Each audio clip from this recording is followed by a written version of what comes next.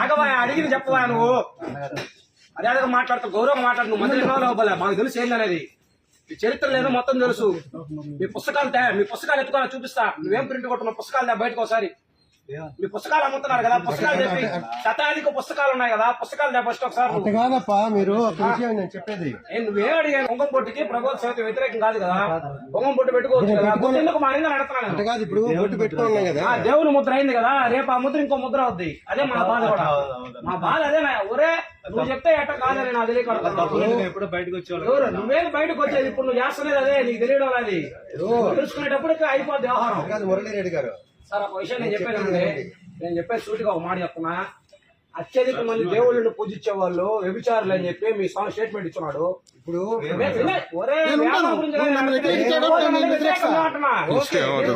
కార్యక్రమం జరిగేదానికి అసలు ఒప్పుకునే పరిస్థితి లేదు మీరు అలా అనేదానికి లేదు కదా నువ్వు ఎట్ట చేస్తావు రేపు చేయి అట్టే కార్యక్రమం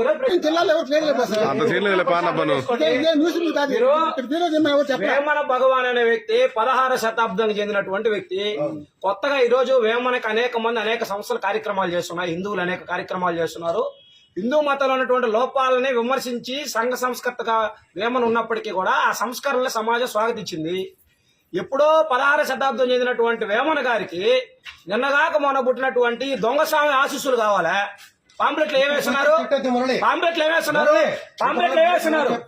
చూస్తున్నారు కదా మా బాధ కూడా ఏంటంటే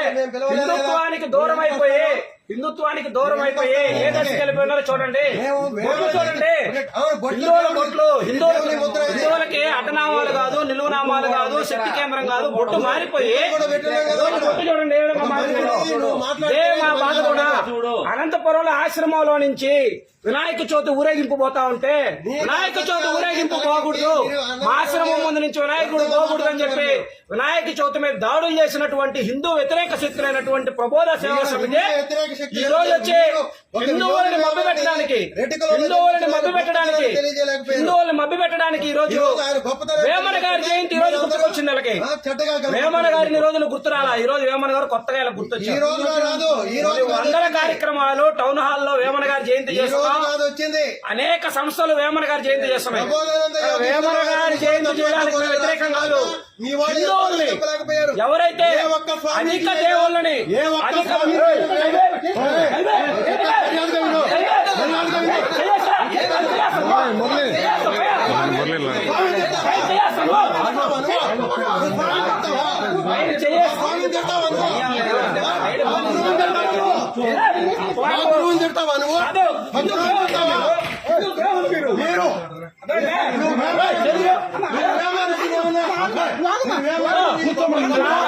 సంఘాల పేరుతో నెల్లూరులో రెడ్ల సంఘాల పేరుతో పాంప్లెట్ వేశారు నిన్న రెడ్ల సంఘాలు ఐక్యత అని చెప్పి చేసి 3 ఫోన్ నెంబర్లు వేస్తే వాళ్ళు 3 రెడ్లు కాదు ఈ విధంగా రెడ్ల సంస్థల్ని నెల్లూరులో ఏ జిల్లా సామాజిక వర్గం అక్కడ బలమైందో ఆ సామాజిక వర్గాన్ని ఉపయోగించుకొని ఆ జిల్లాలో హిందూ వ్యతిరేకమైనటువంటి గ్రంథాలను ప్రచారం చేయడం వీళ్ళ లక్ష్యము మీరు యూట్యూబ్ లో కొట్టండి ఆయన గురించి చదవండి ఆయన చదివిన పుస్తకాలను తిరగేయండి క్రైస్తవ మిషనరీల యొక్క వెనకాల పుస్తకం వెనకాలే ఉంటది వాళ్ళకి ఎవరు స్పాన్సర్లో చూడండి ఆ పుస్తకంలో సారాంశం ఏందో చూడండి కృష్ణుడి పోవటం అట్టపైన ఉంటది కృష్ణుడి దేవుడు కాదని పుస్తకం లోపల ఉంటది ఇది వీళ్ళు చెప్పేటువంటి ప్రబోధ సేవ కాబట్టి ఇటువంటి వాళ్ళు ఎక్కడ కనిపించినా వ్యతిరేకించండి హిందువులు మేలుకోండి వాళ్ళు కూడా బాధితులే వాళ్ళకి అర్థం కావట్లేదు వాళ్ళు కూడా హిందువులే వాళ్ళు కూడా బాధితులే వాళ్ళు ఏంటంటే దీంట్లోకి వెళ్ళిపోయి ఉన్నారు ఇప్పుడు మత మార్పిడి ఏ విధంగా జరుగుతా ఉన్నాయి ఇదే విధంగా జరుగుతాయి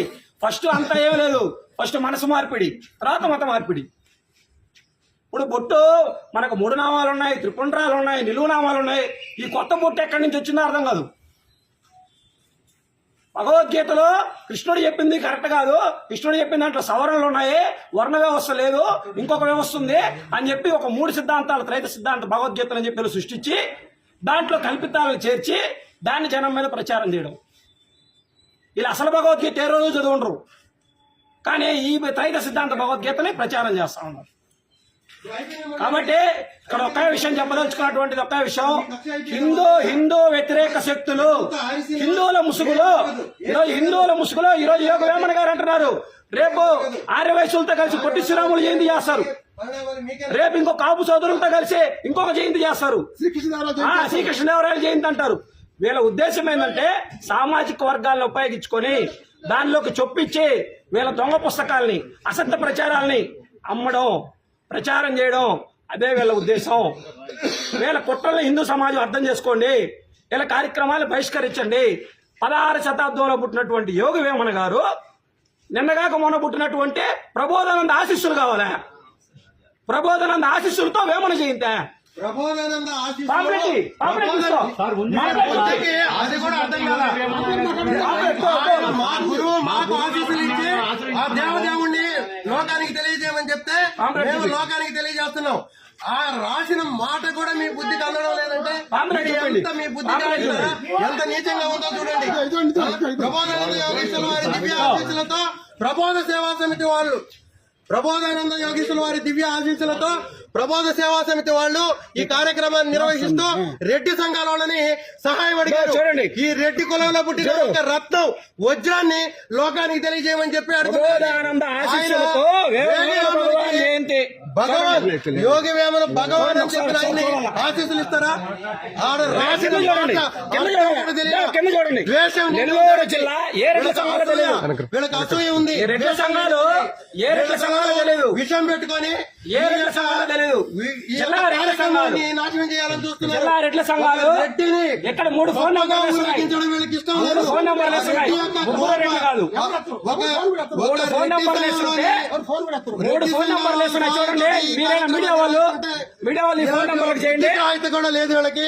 ఫోన్ నంబర్లు ఉన్నాయి, 3 ఫోన్ ఆశీస్సులతో చెప్తే ఈ లోకంలో వేమన గారికి ఎవరు ఆశీస్సులు అవసరం లే. వేమన గారి ఆశీస్సులు సమాజానికి కావాలా? వేమన గారి ఆశీస్సులు సమాజానికి కావాలా? వేమనని మేము అట్టగా పెడతాం. వేమన గారి ఆశీస్సులు సమాజానికి కావాలా? ఆయన గొప్పవాడు కాదని కాదు చెప్పరు మీరు. ఆయన ఆలోచన ఏందో మీరు ఒకసారి హిందువులు మేలుకోండి. సార్ ఆయన చెప్పండి సార్, నాకు ఆయన చెప్పండి సార్, ఆయన చెప్పండి సార్, ఆయన చెప్పండి సార్, నాకు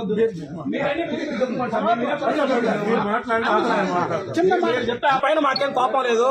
ఎందుకంటే వాళ్ళు కూడా హిందూ మతంలో నుంచి దారి తప్పడానికి సిద్ధంగా ఉన్నటువంటి హిందువులు.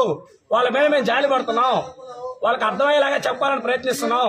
కానీ వాళ్ళు ఇప్పటికే చూస్తున్నారు కదా, హిందువుల కార్యక్రమం. స్వామి వివేకానంద చెప్పాడు, ఒక్కరు మతం మారితే మతానికి దూరమైనట్టు కాదు, ఒక శత్రువు పెరిగినట్టని. ఈ రోజు దానికి నిదర్శనంగా కనబడతా ఉంది పరిస్థితి. ఈ దశలోనే వీళ్ళు ఈ విధంగా ఉంటే ఇంకొంచెం దశ మారిన తర్వాత ఏ విధంగా ఉంటుందో మీరు అర్థం చేసుకోండి. ఇది మేము చెప్పాలనుకున్నటువంటి సూటి విషయము. స్వామివారు రాసిన ఒక్క గ్రంథం కూడా చదవని వీళ్ళు మాట్లాడుతున్నారు. మీరు విషయాలు చెప్పారు, పుస్తకాన్ని వాళ్ళకి తెలియదు. వాళ్ళు ఒక గ్రంథం చదవరు. ఆ గ్రంథంలో భగవద్గీత పేరుతో వ్యతిరేకమైనటువంటి వీడియోలు చూస్తున్నారు. భగవద్గీతలో ఉన్నది మంచి అయినప్పుడు సూర్యకాంతి భారతదేశంలో 300 భగవద్గీత ఉంది, గీత మకరందం ఉంది, శంకరాచార్యుల భగవద్గీత ఉంది, శ్రీకృష్ణుడు భగవద్గీత ఉంది, శ్రీకృష్ణుడు దేవుడా ఉన్నాయి. పరంగా చెప్పారు తప్ప ఎవరు తప్పగా చెప్పలేదు సార్. కృష్ణుడు దేవుడా భగవంతుడా అని పెట్టి పుస్తకం లోపల చూడండి ఏముందో. కృష్ణుడు దేవుడు కాదు, కృష్ణుడు రూపంలో ఉంది కాబట్టి కృష్ణుడు దేవుడు కాదు, దేవుళ్ళకి రూపం ఉండదు అని వీళ్ళు చెప్పినటువంటి సారాంశం. ఆ పుస్తకం వెనకాల స్పాన్సర్లు కూడా ఉన్నారు, ఒకసారి చూడండి. ఆ పుస్తకాన్ని ఎవరు స్పాన్సర్ చేశారు? భగవంతుడికి విషయాన్ని వివరించారు. దేవుడు ఎవరు, భగవంతుడు దేవుడు చెప్పండి. అవును సార్, ఎవరు ఆయా సంఘాల వాళ్ళు పబ్లికేషన్ స్వామీజీలు వెనక ఉన్న స్వామీజీలు ఎవరో వాళ్ళకి ధైర్యం ఉంటే పెట్టమను. వాళ్ళు ఎవరో ఆ జ్ఞానం తెలియజేయమని చెప్పు. ఎంతమంది స్వామీజీలు లేరు హిందూ మతంలో. మీడియా ముందుకు వచ్చి ఏ స్వామీజీ ముందుకు రాడు, ఏ సంఘాలు ప్రచారం చేస్తున్నాయో చెప్పడు, దీపం ఎందుకు వెలిగించాలో చెప్పడు. ఈ స్వామీజీలందరూ ఇలాంటి వాళ్ళని అజ్ఞానుల్ని అనేక సాంఘిక కార్యక్రమాలకి చేసి అనేక తీసేశారు. చూసారు ఆయన మాట్లాడే మాటల్లోనే హిందూ ద్వేషం, వీళ్ళ హిందూ ద్వేషం కనబడతా ఉంది. ఆ బొట్టు చూడండి, ఆ హిందూ ద్వేషం కనబడతా ఉంది. నేను బొట్టు గురించి మాట్లాడాను కదా, బైబుల్ అడ్డనామాలు పెడుతున్నారు, వైష్ణవులు నిలువనామం పెడుతున్నారు, పెట్టాము అందరూ బొట్టు పెట్టుకుంటున్నారు. వీళ్ళందరూ హిందువులు కాదా? అలాగే బొట్టు పెట్టుకోవడం తప్పే అవుతుంది సార్. బొట్టు పెట్టుకోవడం వాడు కదా హిందూ ద్వేషం, హిందూ ద్వేషం హిందూ కాకుండా తెలిసిందల్లా హిందూ ద్వేషం, హిందూ ద్వేషం కనబడుతుందా? వాళ్ళ నోటితో ఎంత చెప్పినా హిందూ ద్వేషం అనేది తెలియకుండానే వాళ్ళ నోట్లో నుంచి ఏ విధంగా బయటకు వస్తుందో మీకు అర్థం అవుతుంది కదా. హిందువులారా మేల్కోండి. ఈ యొక్క కార్యక్రమాలు ఇక్కడే కాదు, రాష్ట్ర వ్యాప్తంగా వీళ్ళు ఎక్కడ కనిపించినా అడ్డుకోవాల్సినటువంటి అవసరం, ప్రశ్నించాల్సినటువంటి అవసరం ఉంది. ఎందుకంటే సమాజంలో ఒక అసత్య ప్రచారాలని, అబద్ధపు ప్రచారాలని, హిందూ వ్యతిరేక భావజాలని వ్యాప్తి చేయడమే లక్ష్యం. ఈరోజు హిందువులకి నిజంగా భగవద్గీతనే ఫాలో అవ్వాలంటే భగవద్గీత ఉంది. కొత్త భగవద్గీతని అట్ట మ్యాచ్ సృష్టించి దాంట్లో కృష్ణుడు దేవుడే కాదు, రావణాసురుడు దేవుడు అని చెప్పున్నాడు. ఈయన రావణాసురుడు దేవుడు. చూడండి ఒకసారి చూపిస్తాను. రావణాసురుడు వేషంలో ఎవరైతే సీతమ్మ తల్లిని అపహరించి మనం ప్రతి సంవత్సరం రావణ దహనం చేస్తాం, అటువంటి రావణాసురుడి వేషంలో ఉన్నటువంటి ప్రబోధానంద గారి యొక్క లీలలు ఒకసారి చూడండి. ఇక్కడ భగవద్ధ్వజాన్ని హిందువులు ఎంతో పవిత్రంగా భావించేటువంటి ఓం గుర్తుతో ఉన్నటువంటి భగవద్ధ్వజాన్ని ఆయన కాలి కింద వేసుకొని, ఒకవైపు ఏమో ఆయన రావణాసురుడు వేషం వేసుకొని, మరోవైపు కూడా ఆయన వేసుకొని, ఇటువంటి ప్రచారాలను మీరు ఒకసారి సమాజం అర్థం చేసుకోవాలా, హిందువులు మేలుకోవాలా. ఇది ఇక్కడే కాదు, కర్నూలులో కూడా జరుగుతా ఉంది ఇటువంటి కుట్రే. ఎక్కడైతే రెడ్డి సోదరులు ఎక్కడైతే ఉంటారో అక్కడికి వెళ్ళడం, రెడ్డి సామాజిక వర్గం ఉన్నటువంటి పురుషులు ఎవరైతే మహాపురుషులు ఉంటారో వాళ్ళ జయంతుల్ని, వర్ధంతుల్ని నిర్వహించేటువంటి ప్రయత్నం చేయడం, ఇది వాళ్ళ కాన్సెప్ట్. ఇంకొక సామాజిక వర్గంలోకి పోవడం, ఆ సామాజిక వర్గం ఉన్నటువంటి మహనీయుల జయంతులు మేము చేస్తాం, ఖర్చు మేమే పెడతామని చెప్పి కార్యక్రమాలు చేయడం, ఆ పుస్తకాలని ఆ సమాజంలో ఉండేటువంటి అమాయకమైనటువంటి మహిళలకి ఈరోజు ఎవరైతే ఉంటారో వాళ్ళ ఇళ్లలోకి ఆ పుస్తకాలను చొప్పించడం, వాటిని చదివించడం ద్వారా ఇదిగో ఇటువంటి వాళ్ళని తయారు చేయడం. ఇప్పుడు చూశారు కదా, అయ్యా మీరు ఇన్ని నామాలు ఉన్నాయి, మా శాస్త్రోక్తమైనటువంటి నామాలు ఉన్నాయి, ఆ బొట్లు ఎందుకు పెట్టుకోరు మీరు అంటే, ఆ అడ్డనామం పెట్టుకుంటే అడగలేదు, నిలునామం పెట్టుకుంటే అడగలేదు అని అడతా ఉన్నది. అడ్డనామం నిలునామం కాదు, హిందుత్వానికి ఇది ఒక పంగనామం పెడతా ఉన్నారు వీళ్ళు. దాన్ని అర్థం చేసుకోండి అని చెప్పని అడతా ఉన్నాం. కాబట్టి హిందువులు మేల్కోండి. ఈ ప్రబోధ సేవా సమితి ప్రబోధానంద కార్యక్రమాలు ఎక్కడ కనిపించినా నిలదీయండి, ప్రశ్నించండి.